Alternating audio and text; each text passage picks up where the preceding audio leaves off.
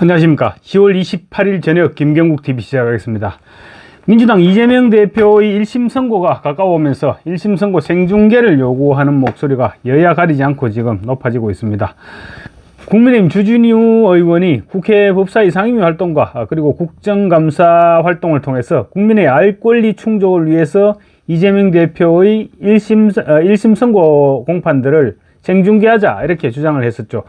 특히 본인이 생중계를 원하지 않더라도 생중계했던 전례가 있는 만큼 이재명 대표의 재판도 반드시 생중계를 해야 된다 이렇게 요구했습니다.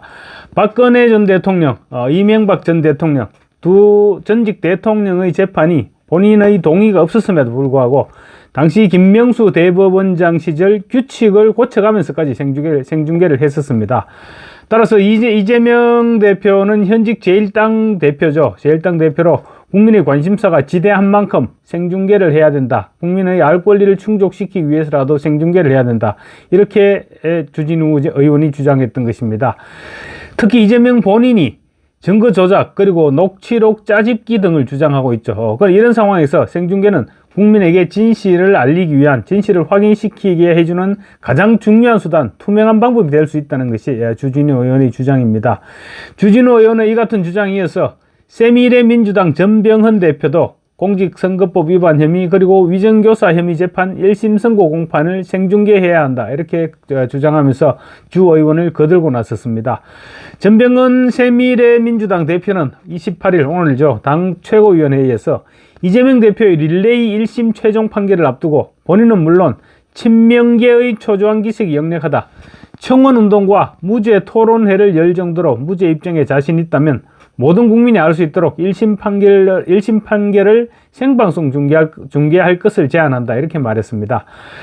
민주당은 최근 무죄 청원운동이라는 그야말로 전대미문의 수단을 동원하는가 하면 좌파 진영의 법기술자들을 동원해서 무죄를 주장하는 토론회까지 열면서 재판부를 전방위적으로 압박하고 있습니다. 새미래민주당 전병헌 대표가 재판 생중계를 요구한다고 민주당이나 이재명 대표 받아들일 리가 없죠. 또 재판부 역시 막무가내로 밀어붙이기는 부담스러울 것입니다.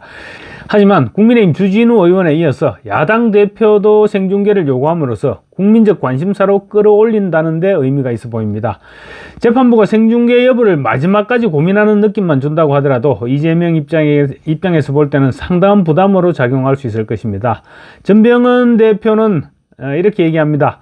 그렇게 억울하고 법리적으로 무죄가 확실하다면 판결 내용 전체를 국민들이 낱낱이 알 수 있도록 하는 게 당연하다. 그렇게까지 말했습니다.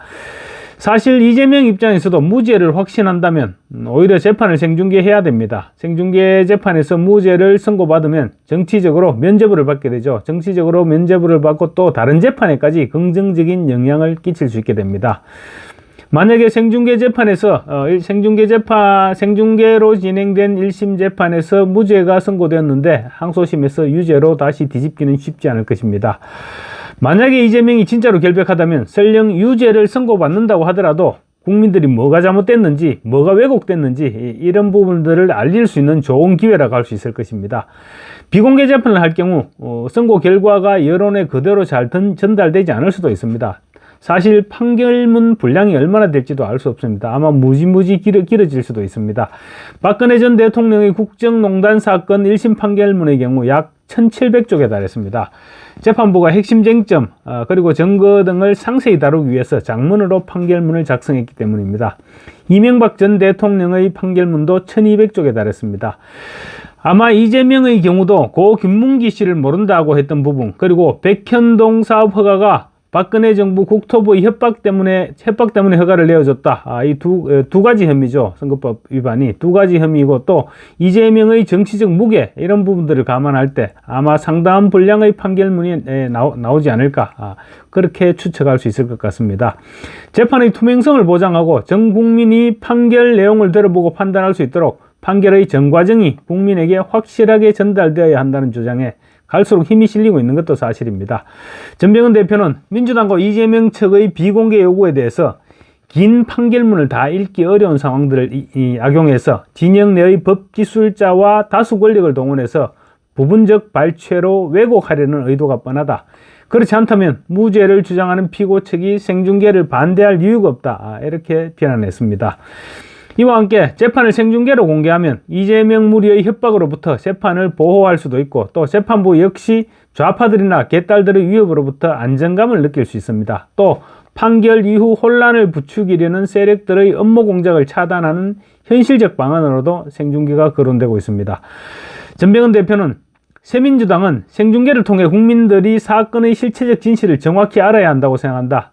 생중계만이 정파와 진영 논리에 의해 진실이 왜곡되고 혼란과 정쟁을 막는 길이라고 판단한다. 이렇게 얘기했습니다. 새민주당은 이재명의 1심 판결 생중계를 위한 국민청원운동을 전개해 나가기로 했습니다. 사실 이재명의 선거법 1심 선고는 온 국민의 관심사인 것은 분명합니다. 이재명은 현재 여야를 통틀어서 차기 대통령감 후보로 1위를 차지하고 있습니다. 그러니까 그 자체만으로도 이재명의 재판은 관심이 끌 수밖에 없습니다. 거기에다 선거법 재판에서 최종적으로 벌금 100만 원 이상이 선고되면 피선거권을 상실하게 됩니다. 그렇게 되면 차기 대선에 출마를 할 수 없게 됩니다. 15일 1심 선고는 내달 15일 1심 선고는 그 첫 단추가 열리는 재판입니다. 그러니까 당연히 국민들의 관심이 집중될 수밖에 없습니다. 또 1심 선고 형량을 보면 2심 형량 역시 가늠할 수 있다는 점에서 굉장히 중요한 재판이 될 수 있죠. 뿐만 아닙니다. 이재명이 100만 원 이상으로 형이 최종 확정되면 민주당은 국가로부터 보전받았던 434억 원의 대선 지원금, 대선 비용을 국가에 반납해야 됩니다. 원내 제1당인 민주당이 휘청거릴 수 있는 그런 재판인 것입니다. 따라서 시청률도 이전 박근혜 전 대통령이나 이명박 전 대통령과 비교가 되지 않을 정도로 높을 것이 분명합니다. 중계하는 입장에서는 대박이 터질 수 있는 그런 중계입니다. 그러나 민주당은 지금 인권 침해다 이렇게 주장하면서 재판 생중계를 극구 거부하고 있습니다. 생중계되는 가운데 유죄를 선고받게 되고 또 특히 징역형이라도 선고될 경우 이재명이 치명상을 입게 될 것이 불을 보듯 뻔하기 때문입니다. 법사위 국정감사에서 주진우 의원의 이재명 재판 생중계 요구에 대해서 김정중 서울중앙지법원장은 재판장의 허가에 의해 판결 선고 시 중계방송이 가능하다고 말했습니다. 모든 결정은 재판장이 할 거니까 재판장이 어떻게 하는지 믿고 지켜보자는 것이죠. 한편 이재명의 선거법 위반 1심 선고가 가까워 오면서 담당 재판부 한성진 부장판사의 성향에 대해서도 궁금증이 정폭되고 있습니다. 한 부장판사는 좌파의 김명수 전 대법원장이 회장을 맡았던 우리법 연구회 소속이라는 점에서 혹시 이재명에게 유리한 판결을 내리지 않을까 이런 우려가 지금 일고 있기 때문입니다. 그런데 한성진 판사의 서울대법대 1년 선배이면서 사법고시 역시 한기수 선배이기도 한 서정욱 변호사에 따르면 한성진 부장판사는 정치적인 편향성은 전혀 띄고 있지 않은 그런 인물이라고 합니다.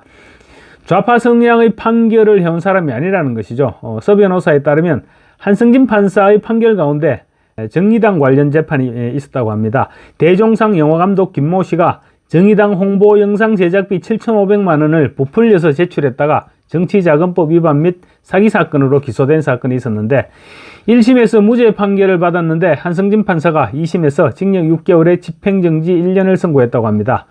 당시 사건의 공범이던 정의당 사무부총장 및 선거대책본부 상황실장이었던 조모 씨 역시 사기와 사기 미수 혐의로 징역 6개월의 집행유예 2년형을 선고받았다고 합니다. 7,500만 원 사기와 사기 미수인데 굉장히 엄하게 처벌한 것이죠. 이런 점들을 볼 때 정파에 맞춰서 편파적 판결을 하지 않고 법리에 맞는 판결을 내린다는 것을 알 수 있을 것 같습니다. 한성진 판사는 정치판사였던 강규태 부장판사가 금년 들어서 이재명의 선거법 재판을 마무리하지 않고 이제 자유다 이렇게 외치면서 나갔죠. 이제 자유다 이러면서 사표를 제출했습니다. 그러자 조희대 대법원장이 서울 북부지법 형사항소부에 있던 한성진 판사를 서울중앙지법으로 보내 이재명의 재판을 담당토록 했습니다. 이를 놓고 판사 출신인 여상원 변호사는 조희대 대법원장의 계산된 임명이다 이렇게까지 분석하기도 했습니다. 우리법 연구회 소속이면 좌파 성향으로 분류되고 있기 때문에 이재명에게 유죄를 선고하더라도 좌파들이 반발할 명분이 없을 것이다 이런 계산을 했을 것이라는 주장입니다.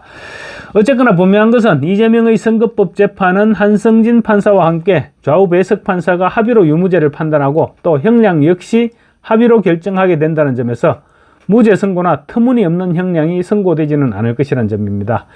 이재명이 이 같은 분위기를 모를 리 없습니다. 다급해진 이재명이 오늘 28일 최고위원회에서 국민의힘 한동훈 대표에게 여야 대표회담을 최대한 조속히 시행하고 또 가능하다면 정례와 여야 대표회담을 정례화하자 이렇게 주문하기도 했습니다.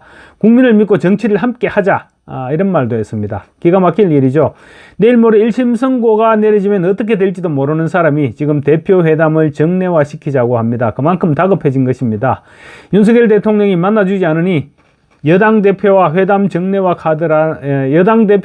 정례화한다 이 카드라도 흔들면서 담당 재판부에 나 이런 사람이요 이렇게 외치고 싶은 것입니다. 턱도 없는 희망입니다.